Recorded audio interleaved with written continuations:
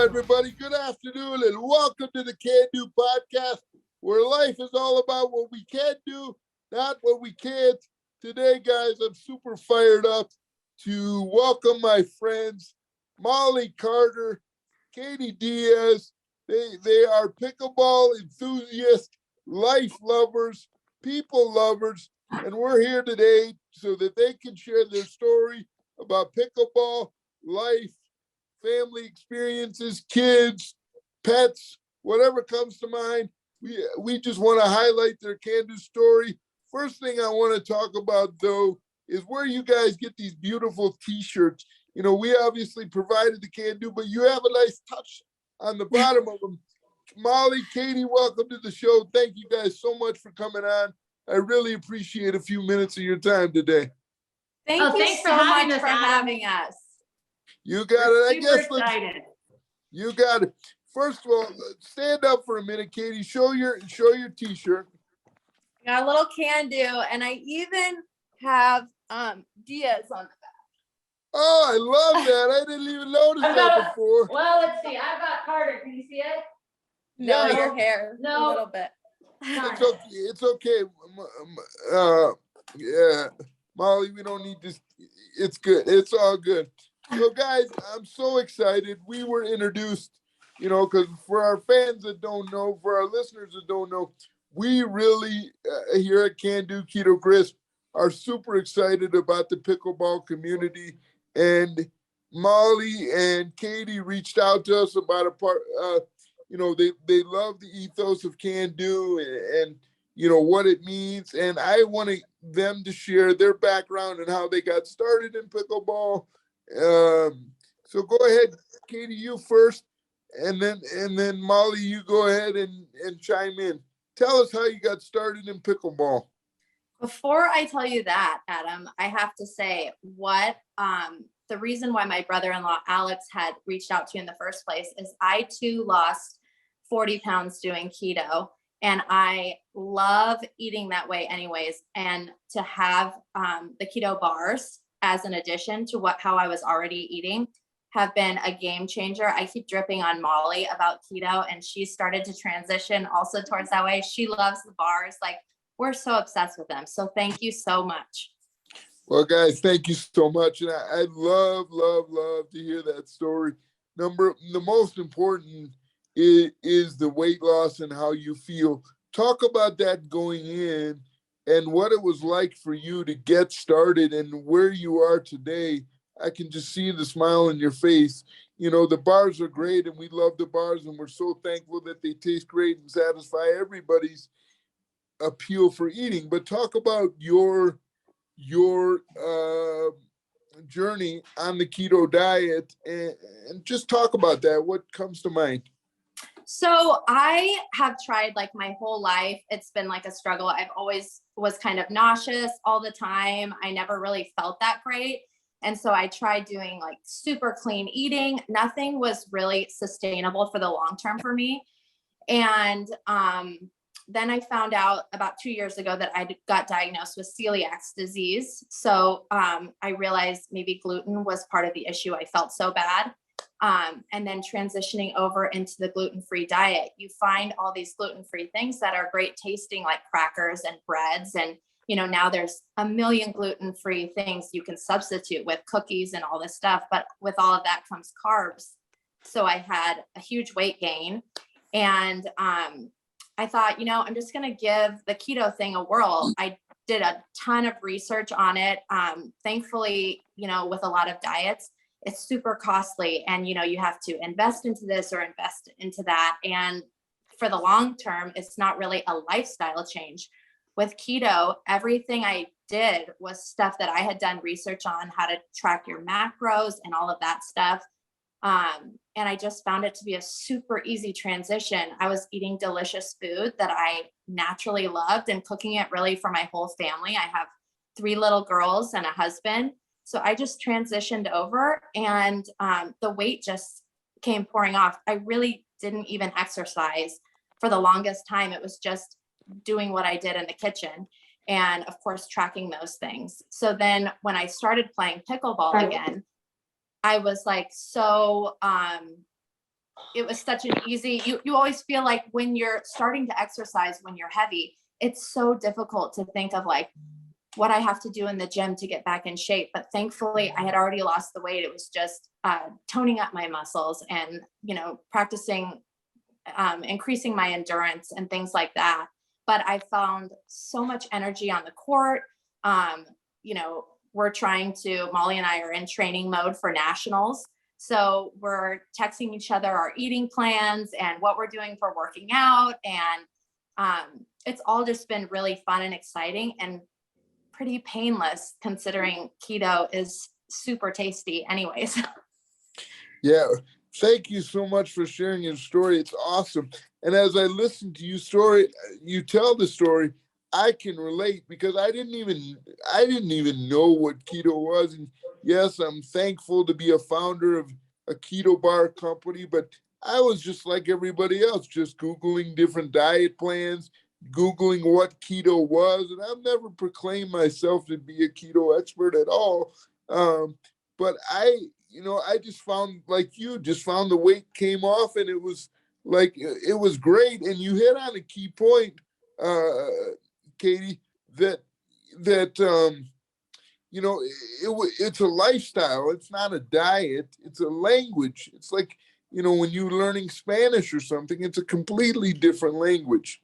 Talk about when you talk about like, oh my God, it's going to be so overwhelming to get started or to do that. How did you get through the tough times? I didn't find it to be tough. I feel like in my life, I've done a lot of extreme things to be healthy. And other things were much more difficult than this transition. However, I did get the keto flu and I learned that was really just basically dehydration, why I felt so bad for 2 days. And so I started drinking I found an electrolyte drink that helped with, that didn't have sugar in it. So I figured as long as I stayed hydrated, like I really felt so good. And it helped that my kids loved the food. My husband loved the food. Nobody felt like we were changing anything. It was just like great new recipes. Great. Molly, now you're just starting with keto diet, whether you're on keto or not. I want to introduce Molly here, and Molly, talk about your diet and how much better you felt, whether you're keto or not. That's irrelevant. But I'm glad to hear that you work with Katie on the diet. You guys are texting back and forth. It certainly plays a role in your conditioning for pickleball and whatever else you're doing. Talk about how important diet has been for you. Well, it definitely plays a role. And my diet has been I'm kind of like a toxic waste dump, really. My diet is so bad, but I've always been relatively lucky with my weight where I can eat and eat and eat and I don't gain weight. Well, now that I'm older. Who the hell are you? You're the luckiest person in the world. I know, but the bad part about it is that my eating habits are like, I should be on the brink of obesity. Like they're horrible. And now that I'm edging closer to 50, I need to clean up my eating. The problem is I don't really know how to clean up my eating. Like you just do what you know. And I think one of the best things was the other day we were playing pickle and I kind of got there late and there was 5 people there so I could sit out. And I was like, okay guys, I'm gonna go get some food. We have a snack bar at the club. His name's Oscar's. I'm gonna go to Oscar's. I'm gonna get some French fries. I'll be back in like 15 minutes. And they're like, Molly, no, you're gonna be playing. And Kay's like, Molly, we have the peanut butter and jelly CanDo bars. And I was like, oh, okay. So I just sat on the court. I ate my CanDo bar and I wasn't hungry. I mean, we played 2.5 hours of pickle. I never felt full and slow. I never felt hungry. I didn't eat unhealthy. And it kind of dawned on me like, oh, Molly, you don't have to eat crap all the time. So right. I think I'm trying to clean up my eating just because my body wants me to. And I'm realizing like it still tastes good. Right. And I think you hit on a key point, trying. listen, we're all going to have days where we don't eat great and we eat cake and sugars or whatever we shouldn't be eating. And that's okay. You can't look at that as a setback. But as a whole, if you realize that you need to do something different and you're making a change and trying to do better for yourself and trying to do better for your body, that's all that we can ask. And we still, we want you to enjoy those foods. I mean, life is for the living. And, I'm very proud of you guys for at least observing diet and knowing how important it is, especially as we age and we're doing activities. It's really important, diet is. And when I was going through this journey, my trainer and friends said, Adam, 85% of what we do is diet. And you guys are aware of what you're doing with your diet. Katie, I'm so excited for you that you lost 40 pounds specifically using the keto diet. And Molly, that you're, at least aware and, trying to make improvements, and that the keto Krisp satisfied your hunger. Yeah. And it tasted good. And I mean, a lot of times my body's fueled on sugar and it's just this like, and I think if we want our bodies to perform at a level that we want to play pickle at, it's so important to eat right. And you don't have to do it all the time, but you got to do it like you say. 85% of the time, if I can eat good, I feel good. I feel good about myself. That's right. I want to get into, your pickleball. For those that don't know, both Molly and Katie were division. Well, I don't know. Katie, I'm gonna have you guys speak. First of all, Katie, go ahead and give us your background on, and we'll go from there. Absolutely. Molly has much more accolades than I do in the tennis world, so I'll let her explain those. I think we both started playing when we were super young, 3 years old. We grew up at a tennis club. The same tennis club. Yeah, the same really? Tennis club. Yeah. Wait, hold on, stop. You guys knew each other since you were 3 years old? Yeah, listen to this. So my mom and her mom used to play tennis together at the tennis club. And when Katie was born, her mom would bring a swing onto the court and put a headband around Katie's pacifier so it wouldn't fall out, so they could continue to play. I love it. That sounds like my mom. Yeah. Adam will be fine. Yeah, exactly. And then I think Katie started running the daycare at the club when she was maybe 4 or 5. She started babysitting the babies that were, others. Yeah, 2.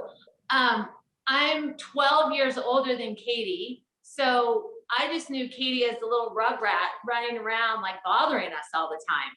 Yeah, Molly was the cool girl. Yeah.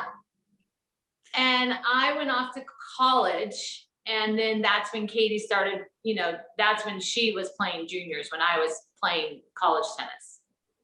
Molly, talk about your college career and talk about tennis. And then Katie, I want you to talk about tennis because I'm a passionate sports fan. I love tennis, and I tell the story about me and how I started playing tennis. But Molly, talk about how you started. I mean, obviously you started at a young age. I started, so at this club that we grew up at, our coaches were probably a name you're familiar with, Kathy and Wayne Bryant. So I grew up playing with Mike and Bob Bryant. That's who I played with every single day, the Bryant twins. And we just grew up in this environment where it was fun, like everything. I mean, we worked hard, but most importantly, it was fun. And you wanted to be out on those courts all day long because we were having fun.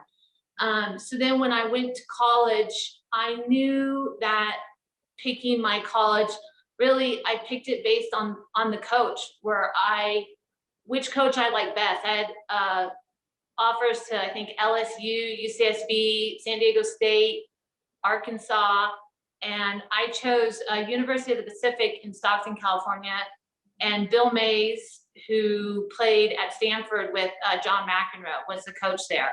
And he was just this really mellow guy, but great tennis player and a good coach. And I knew that I would enjoy my 4 years there because I love tennis, but I love competing, but I want to have fun. And if the coach is going to take the fun away, then I'm out. And I had a great 4 years. We played an awesome schedule. I think my junior year, we beat UCLA, who was at the time the #1 school in the country. And it was like the biggest upset. And it was fun because our coach made it fun. He didn't take tennis too seriously. I mean, it's a part of life that should be fun. And so yeah, I had a great college career. I had a few setbacks. I actually had thoracic outlet syndrome where they raised my arm. I wouldn't have a pulse. So they had to go in through my armpit and take out my top rib. Wow. Yeah. I've never heard of that before. I know. What was the rehab like on that? It wasn't that bad. I had rotator cuff surgery in high school, and the rehab on that is not fun. But the rehab on the rib taken out, like I was in the hospital for 5 days, but I don't ever remember the rehab being that bad on it. Got it. I have a question for you, Mom. You talk about the importance of fun, and I'm a firm believer in fun all the time. If it's not fun, why are you going to do it? Yes, there's going to be ups and downs, and there's going to be days you're like, you know what, I'm not feeling it. Talk to me about your most memorable fun experience as a collegiate tennis player. Well, definitely, I mean, it goes back to that UCLA match. Yep. I won my singles relatively easily, and college tennis was scored differently when I was in college. Every match counted. So doubles was a 2 out of 3 and 2 out of 3 set match. And I was the last match on, and it was four matches to 4 matches. And we were in a tiebreaker, and we ended up winning that tiebreaker. And it was like the underdogs finally won, and it was at UCLA, and it was great. Like, it was so fun. It was great. That's great. Katie, what's the most memorable fun moment you've had as a tennis player? Let's put pickleball on hold. Let's talk about tennis. What's your most memorable fun moment as it just quickly relates to the top of your head? So tennis for me wasn't what it was for Molly at all. I have a totally different experience. Tennis for me was from a young age. I knew that if I wanted to go to college somewhere great, I was going to need to get a scholarship. And yep. I felt a ton of pressure straight out the gate. I played probably tournaments until I was 16. I played national tournaments, played doubles occasionally, singles mostly. You're out there alone on the court, and I pretty much hated it. I excelled because I played all the time. My mom was a tennis coach at the club we were at, and I pretty much hated it. However, I loved the team aspect of tennis. And, when you're growing up, you get to go play in things like zonals, which is you're with a bunch of kids from Southern California playing against different states. And high school tennis obviously becomes a team environment. I thrived in a team environment, and our high school team went to CIF, and we won CIF in Southern California. I think we were the first team from our school, girls team, that had done it in like 25 years or something like that. It was a huge deal, but so much fun being out on a team with all the girls that you love. And like Molly said, it was finally fun, and I thrived in that environment. So yeah, ask her record in high school. What is your record in high school, Katie? Molly, stop. God. Oh, stop. Stop. Come on. I was undefeated in high school. And she never lost one match. Oh God, that's awesome, Katie. Because she was having fun. I did. I was actually, I don't think I actually lost a game in league play. And honestly, like you guys said, it was all because of the fun. It was like, there was no pressure. I was just out having a great time, fighting for my school and everything else. So when you were fighting for your school and being with other girls, it was fun, but you hated tennis until you got to school. Is that right? Yeah, pretty much. I mean, I did not enjoy competing at all. It took me away from everything I liked. You know, at the beginning of the call, we talked about being with family and being with friends, and I didn't go to birthday parties, you know, growing up because I was at tournaments in LA, and I always wished that I was back at home doing little things like that. However, I do have to say a positive spin on that. I would not be playing pickleball at the level that we're playing pickleball had I not had the tennis background that I had before.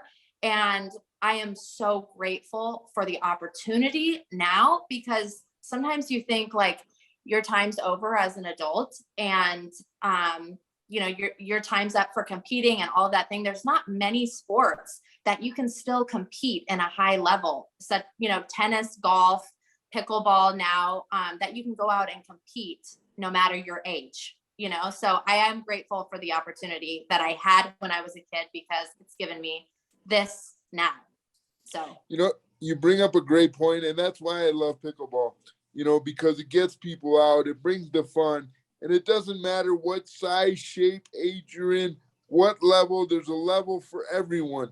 Joe Smith can play it, who's never picked up a pickleball racket in his life, you know, or you, who was, you know, a killer kick-ass tennis player, to pickleball and continue your career and continue to have fun, you know, and I think that's awesome. And, you know, that's what I love about the sport, is the community that it brings, the fun that it brings, and then of course the competitive, because we're all competitive. We want to win. It's fun to win. And that, you know, that yes, talk about the competitiveness. Talk about the competitiveness, since I brought it up, and how fun it is to win. And then I have some follow-up questions. so Molly has a mental edge, I have to say, like no other. And when we're on the court, I know if I'm in the tank, Molly is like, just goes beast mode. In the last tournament we played in Newport, I'm like feeling a little bit nervous. We're in the final match. We had set this goal of like, we want to go to nationals like 4 months before, when we had just started playing pickleball. Like, we want to go to nationals. Like, that looks like that's where the fun's at. So we had set this goal. We're out there playing in our final match. And I'm like, Molly, I am so nervous right now. I don't even know if she said anything to me, but like the beauty of pickleball is you're so physically close to each other on the court. And Katie and I just think we have this connection that we know each other so well. I could feel that she was just a little tight, no big deal. But then I got a little bit crazy. She went, we say it's beast mode, but she took over the court. I swear I didn't see a ball in the last game at all. And Molly just worked her butt off. She was taking balls in front of me that were her balls, by the way, because she had a better angle on it. Yeah, she was so in my box. And she just crushed it. But I have to say, like, those competitive moments, the adrenaline, we come home at night, if we play pickleball at night, and we're like, I'm up till 11:30 because I feel so amped on the fun that we had and getting to compete again. It's been such a game changer for Molly and I in our lives, like just as far as our happiness goes. You know what? And you reached on the most important word, happiness. And I am so proud of you ladies for finding your happiness and having fun, because it's such a joy, and I see the smiles on your face. And you guys created 3-2-1 Pickleball. Tell our audience about 3-2-1 Pickleball and really the community that you're creating, because it's really an awesome thing. So the first few times we would play pickle, we heard that when the score was 3-2-1, like you would yell pickleball. Like that's just what we thought you would do. And so the first time we yelled 3-2-1 pickle, and we were so excited. And we would, we were playing with family, and everybody would laugh. And then we started playing, like we started going to parks and, playing, and 3, 2, 1, we'd still yell pickle. Cause I mean, we're having fun. It's fun. And every once in a while we'd play someone, you could just tell they'd be like, probably. It was like a dead pan on their face. Yeah. Just like, I don't even know what you're doing at Yeah. all. But Molly and I are. What are these ladies talking about? Yeah, like, come on, that's only for, novice players. Yeah. I don't know. So then we were at a tournament and it was 3, 2, 1, and we just instinctively yelled pickle. And they were like, what? And we're like, oh no, sorry guys. It's 3, 2, 1 pickle. We just got kind of excited. And then they were actually really nice ladies and we all had a laugh and then we just kept playing. So I don't know, it's kind of been like an icebreaker for us, and it's just keeping the game fun, even when, don't get me, we'll win at any cost. We'll sacrifice our bodies to win, but like, we still laugh a lot. And I always say that laughter is the best medicine. How many tournaments do you guys play in the year? Well, that's kind of up in the air moving forward. We have only played 4 tournaments total. We just started playing 4 months ago, and we we started like seriously started playing. We would like hit around kind of at the club, but we're like, let's enter a tournament and just see where we stand. And then we got integrated into the local park, which also another amazing thing about pickleball is the fact that you can go out to a park and pick up a game and the community welcomes you in and wants to see you get better, and all those, like the amazing thing, the atmosphere around the sport. But we kept playing people and they'd say like, your tennis game is going to catch up to you in pickleball. You're not going to be able to make it once you get into the higher levels. So we're like, okay, we'll enter a 4-0 tournament. We don't know where we stand. We played the 4-0 tournament. We ended up going undefeated. So we're like, all right, let's move up a level and go to 4 or 5 in the next tournament. We ended up playing in the 4 or 5 tournament. We're undefeated again. We're like, okay, I guess we'll try a 5-0 tournament. We played the 5-0 tournament. Our game hasn't, I think our game has adjusted as we've moved up, but we still kind of play like tennis players. We just like love to hit the crap out of the ball. So right. It's helped. The tennis thing has definitely helped. Talk about, Katie, and thank you for all these examples, and it's great, and the story about how you moved up. Tell me, what is the biggest transition from tennis to pickleball? The whole dink game. We like to just swing away, and so pickleball is more like an art, and we're still learning that. We have so much to learn in that whole part of the game, but the drop shots and the dinks and all of that stuff, that's kind of the fun. But the best part is that Molly and our partnership, she capitalizes on balls that I hit and I capitalize on balls that she sets me up for. I think our games would be very different when we're not playing with each other, because we kind of just move together and, capitalize on the setup that the other one allows. So for us, that has really worked well. You guys are literally joined at the hip, and you just you just have a feel.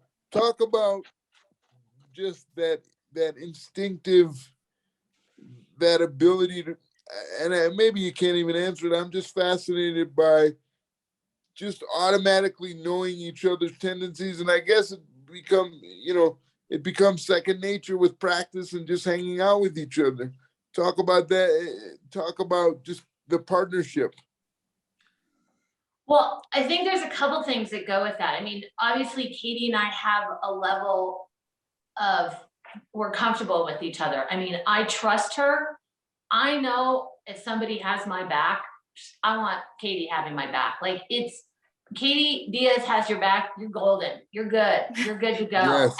And having that confidence in your partner is like no other. But I think it bleeds into life. Like, I know at any point in time, if Katie has my back, I'm good. And I think in a lot of relationships, especially with women, but I think in anything, like, we celebrate each other's successes. Like when something happens good with Katie's kids, or when something happens good with Katie's husband, or, I mean, like it's a celebration. I want so much good for her. So when we're on that court, like I want Katie to be outshining me every day because I just want good for us.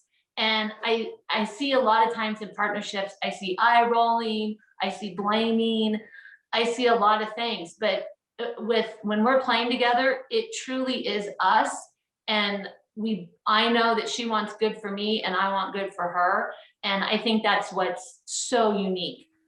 And it bleeds 100% into life too. 100%. I tell this story all the time. You know, growing up, my older brother's Noah, he's my heart, and my sister's my soul. She's younger than I am. And it's interesting because the perspective that I sit, not being able to play sports, and I love sports like anybody, and I grew up watching my older brother play sports, and there was nothing that I liked better than watching him play. And there was never a competitive spirit at all between us. I was like his biggest cheerleader, and that made me so happy to watch him do his thing. And it makes me so happy to see my sister do her thing. Like it's the greatest. It was never a competitive thing like, oh, I got to be better than you. I was so happy to cheer them on. It's so great. I'm so glad that you touched on that because it's so important, and it makes it, in my opinion, so much more fulfilling because it's all about us. You know, people say, Adam, you're the founder. It's never about me. It's always about the team and what can I do to help the customer, you know, or what can I do to help this person? I always put myself in the other person's shoes. And I think that's such a great thing that you ladies have created. And the bond, whether it be pickleball or in life, cheering on each other's kids, that's great. What's the next tournament that you guys are going to be playing in? So I think we're going to do the Newport Duper Waterfall, which is that first weekend in August. Great. Yeah, we're excited. Where do you guys live? That's the This tricky is a whole part. other story. You might want to get your Kleenexes out because this is where we start crying. Okay, good. I love emotional. I wear my heart on my sleeve. Well, okay, this is going to be a little lengthy. So what happened? We both grew up in Ventura County. Ventura County, I lived in Camarillo. She lived in Ventura. About 3 years ago, my family, my oldest went off to college. Yep. And at the time I had a sophomore in high school, and we moved to Denver, Colorado. We were here for like, I don't know, 2 months. He's a football player. He's a big boy. And football is a unique sport where you play it 100% in high school. It's not played outside of high school. And he grew up in Camarillo. Sorry, guys. He grew up in Camarillo, and it was important to get back to Camarillo for him to finish high school there. So I actually came back. I brought my son back to Camarillo. My husband stayed in Denver, and we've been going back and forth for 3 years because we wanted to it was important for us, for our son to have his high school football experience, because I think that's where sports are played. If he could play college, that would have been icing, and he is playing college. He's going to leave in 4 days to go play. But yeah, he graduated, and I just moved back 3 days ago to Denver. Really? It's so funny. As we're recording, I'm in Colorado also. Where are you? Oh. I'm actually in Aspen. I'm out here visiting my brother. And I came out to Aspen. My brother has moved to Colorado. And so my brother and I and my sister are extremely close. And so I came out to visit my brother, and I'm here in Aspen for a few weeks. And I fell in love with the city. Number one, it's so beautiful. Number two, the restaurants are incredible. Number three, the people are amazing. It's so clean. And number 4, I had a chance to learn how to snow ski. Oh, wow. Have you ever skied at Winter Park? Winter Park where? In Colorado? No, I haven't. I've done Vail before because growing up, my dad, my brother, and my sister loved skiing. My mom and I hated the cold, but we love family to death. So we're like, okay, if the family wants to do it, we're gonna go for it. But so we signed up for Vail, and I knew that when the chairlift started to go around the other way at the top, and I was still on the chairlift, that maybe skiing wasn't for me. But since I dropped all the weight and is more mobile now, I had an opportunity to try it again in April. And I got to tell you guys, I freaking hate the cold. I wore 4 layers of clothes. I wore a diaper. I was just like, I'm getting out there. I'm doing it. And I had the best time ever. So listeners, that's awesome. Yes, I freaking love skiing. I love the outdoors here in Colorado. So it's so interesting that you say, Molly, that you're in Colorado. It makes me so happy. Oh, that's so funny. Yeah. We're just outside of Denver. So do you plan to go back to California once or what? Well, What's that? I mean, I've decided I've given up making plans because I've been going back and forth so much that I can't predict anymore. At this point in time, we're in Denver for a while. My oldest son is playing football in Ventura. And so I'll be getting back there quite a bit to watch him play. And I have family that lives in that area. So I'll always be going back and forth. Molly, what's it like to watch your kids play sports? Being an athlete yourself. I love watching them play. I just like being, I just love watching them play. My husband played football in college, so he's more of he coached in high school, but, I love sports and I love games. I mean, anytime I can play something. She is an avid game board player. I'm just a gamer. I could just play games all day long. Molly meets people on her lunch break at the local pizza place almost every day so that she can play a game of Sorry and get it in. Yeah. I'm like, what are you doing? You want to meet to play pickle? I'm playing Sorry with my Sorry friends. Yeah. Right. Yeah. That's awesome. Yeah. I think sports do a lot of things for kids, especially today. And the busier they can be and the more they can have their own thing and think, positive. They see their body as something they don't want to wreck with alcohol or drugs because they're playing sports. I think that's the most important thing. I think that sports have gotten lost and you have to play college. No, my boys are both lucky. They're both playing college football, but for me, the goal was to keep them so busy that they were so tired at the end of the day that all they wanted to do was lay their head down, not go out and drink or do drugs. So right. I love sports. I love sports too. And it drives me nuts that some of these high school programs and they got these charter things and they don't offer the sports. I mean, I will tell you that, I went to Arizona State all by myself. My parents shipped me out from Michigan. They said, Adam, you're just going to figure it out. And there's more to the story, but I always say that the book stuff was important, but the social aspect of, community and friendship and sports is far more important than any textbook you'll ever read. And that's no disrespect to teachers out there or anything reading the books. I think that's very important, but the social aspect of learning how to work together, one another, and all the things that sports provides is immeasurable. And it's so incredible.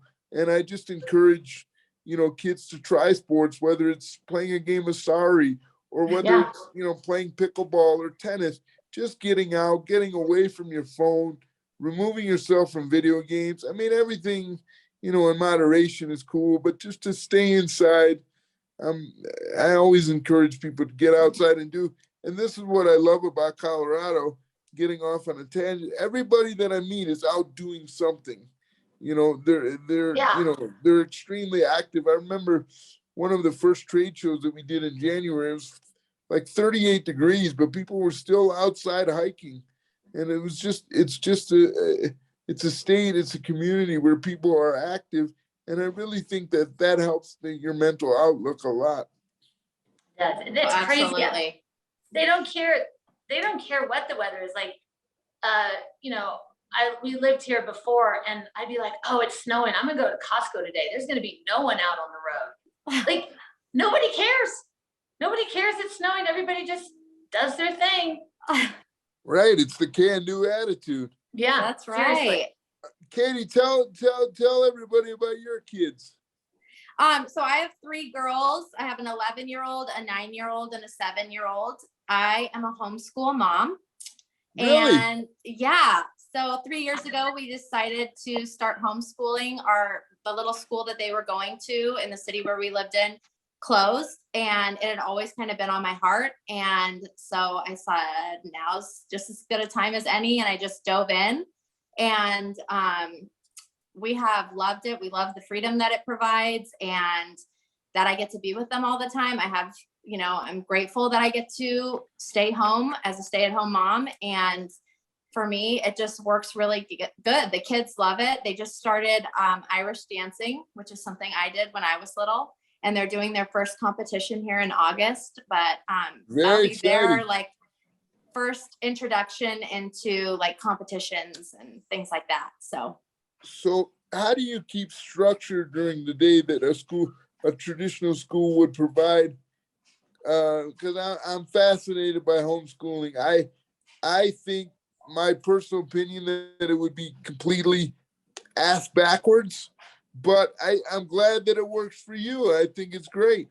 Yeah, it's I definitely designate its own room. So when we go in there, it's legit school time for us. That kind of environment works for us.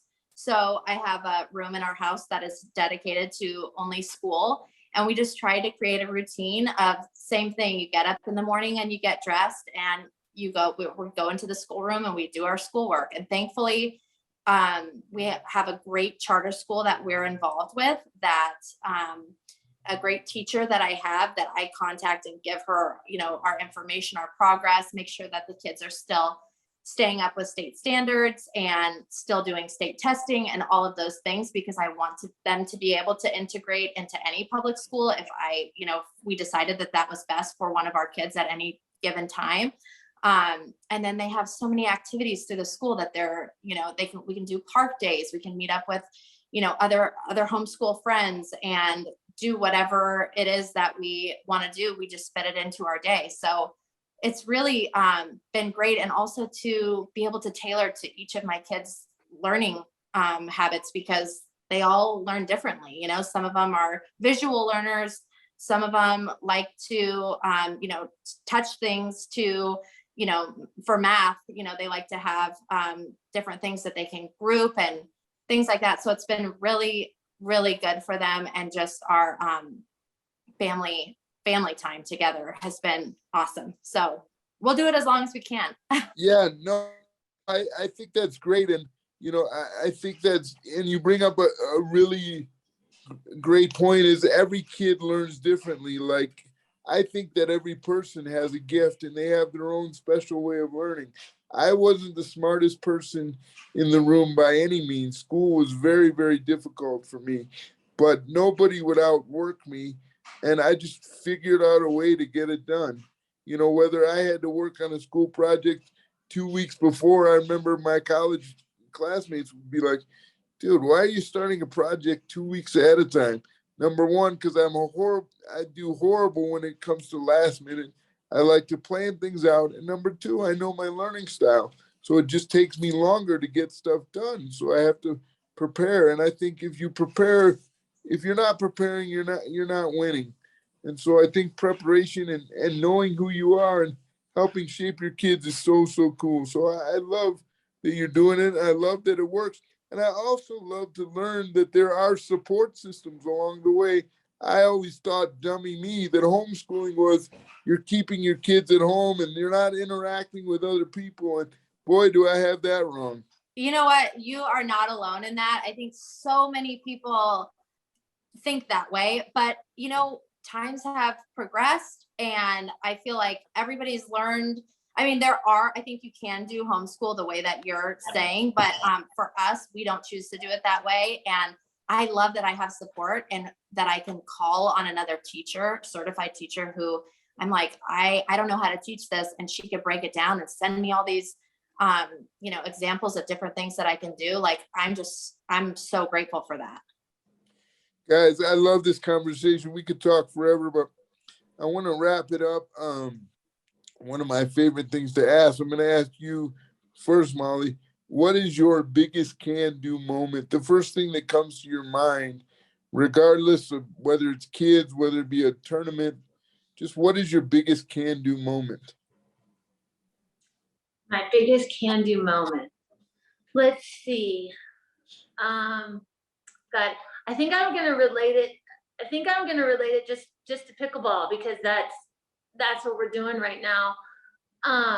So like Katie was saying, everybody kept telling us like, oh, 3-5s, you guys try it 3-5s, try it 4-0s. And in my mind, I'm like, God, I feel like we can do better. And then we did 4-5, and I still thought, we can do better.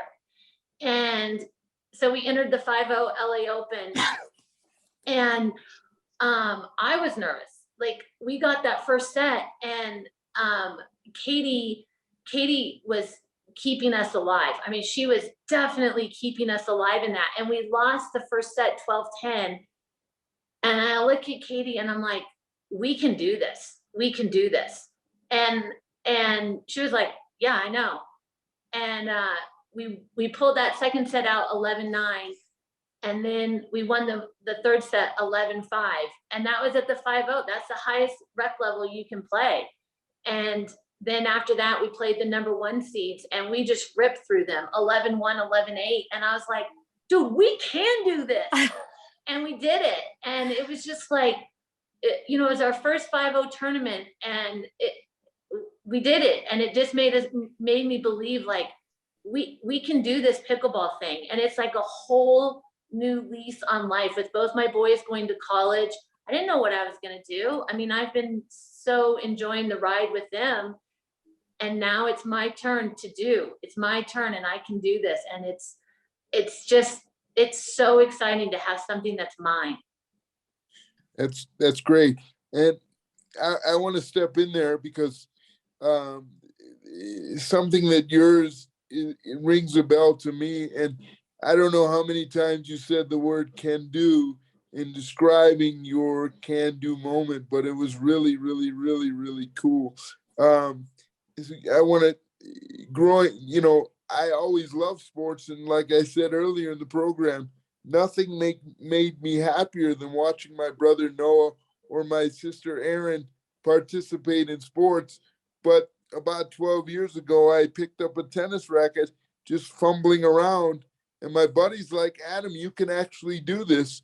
And I started playing tennis.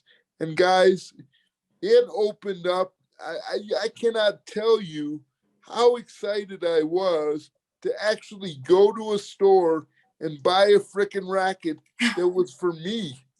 Yeah, like that's it awesome. it was the coolest thing. And to this day, like, I love tennis and I love swimming. I could spend a whole hour talking about how I got started in tennis. But the thing that you said, Molly, that I love is it's yours, and you can identify with that. And Katie, I want to get to your can-do story, but I just wanted to, I really can relate to it being yours and something that you can be proud of, that you identify with yourself, that you can take with you forever. And it translates into so many things: pickleball and life, how to be a better person, how to go up to Joe Schmo who you've never met and said, let's play a game of sorry, or whatever. No, I'm sorry. Katie, share your can-do story. Okay, my can-do story would definitely be, I think as a mom, the last 11 years of my life have been incredible. I didn't have wild career aspirations for myself growing up. All I knew that I wanted to do was be a mom and a wife, and I want to be really good at that.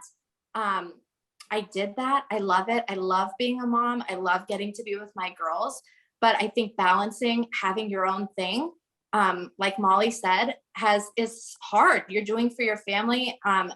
At points it felt like death to self, and I want to pour everything into my kids, which I love doing.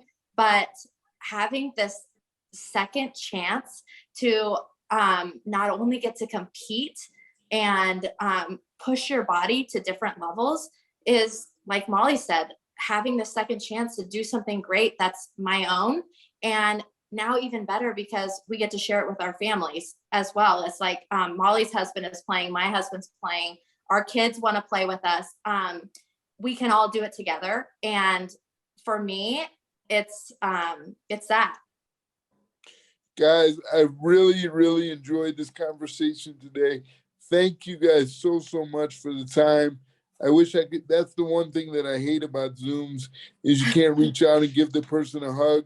I really appreciate you guys, pouring some of your insight and your personal experience, not only about diet, but professional, being a tennis player, now transitioning over to pickleball, being moms, and the selflessness that takes, but also the joy and then the pride of taking back ownership for what you love and taking care of yourself. So there's a lot of things, cool things that have come along in this podcast. And I, from the bottom of my heart, sending much loves and hugs and kisses to you ladies. Nothing but success in the future. And I don't know, have we met before in person? Not yet, but Not yet, but we will. We will for sure. I can promise you that. And I can't thank you guys for the love and support, as CanDo and Keto Krisp. I'm so happy that, that you're a part of our family, and we love you ladies, and have a great afternoon. Thank you so much. We're excited to be part of the team. We're so excited. Yes, thank you guys so much.